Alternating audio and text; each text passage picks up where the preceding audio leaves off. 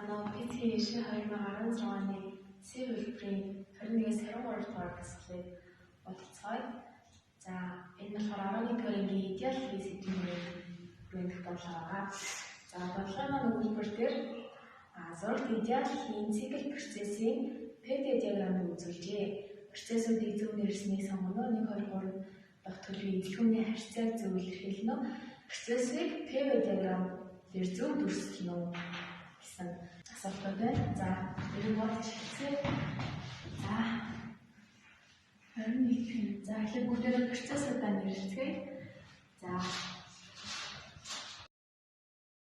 1-2 дугаар процесс маань температурын диаграмтай перпендикуляр буюу температур маань өөрчлөгдөж байна. Тэгэхээр температур тогтмол буюу изотерм процесс.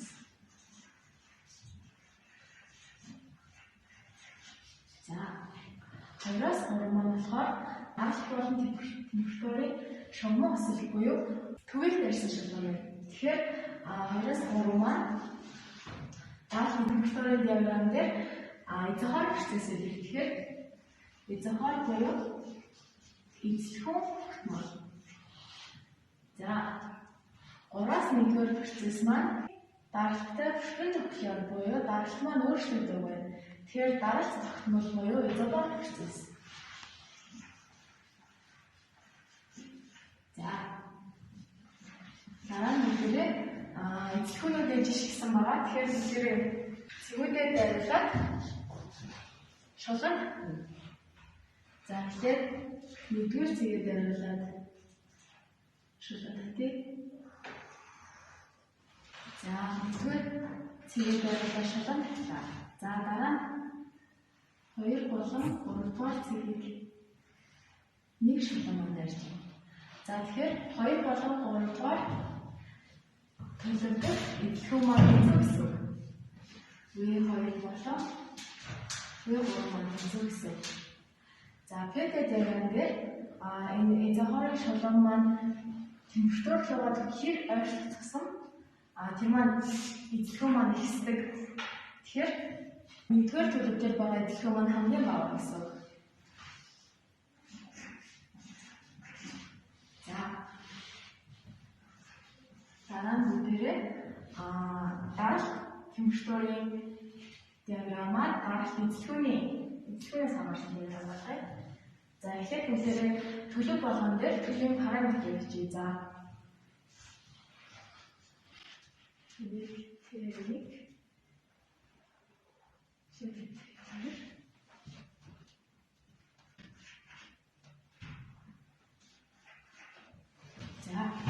төлөв болгон дээр төлөвийн параметр бичвэл за нэгдүгээр төлөв дээр маань P2 T1 V1 байна.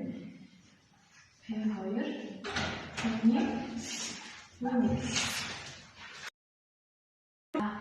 Хоёрдугаар төлөв дээр маань P1 T1 V2 байна.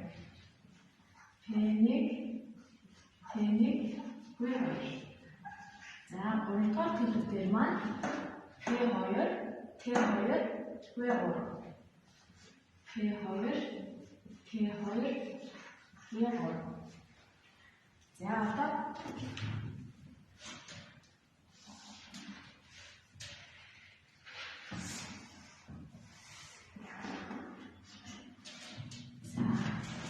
даралт болон эзлэхүүнээс хамаарсан. За одоо бидний цэгүүдээ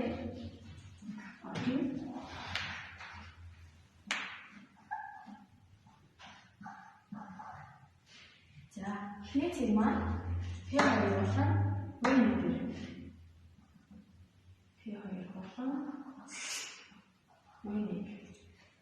За хоёрдугаар цэг маань P1 болон V2 дээр.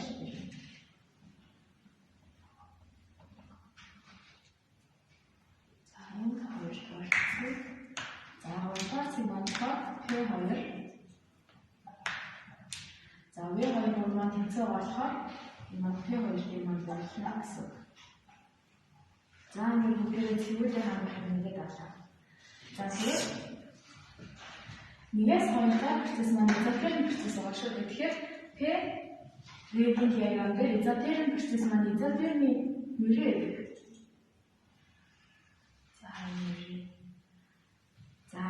2-аас 3 дугаар процесс болохоор изохор процесс буюу эзлэхүүн тогтмол. За 3-аас 1-р процесс маань изобор буюу даралт тогтмол гэдэг. Бидний даралт бол эзлэхүүнээс хамаарсан хамгааллын диаграмаар энэ гарч байна.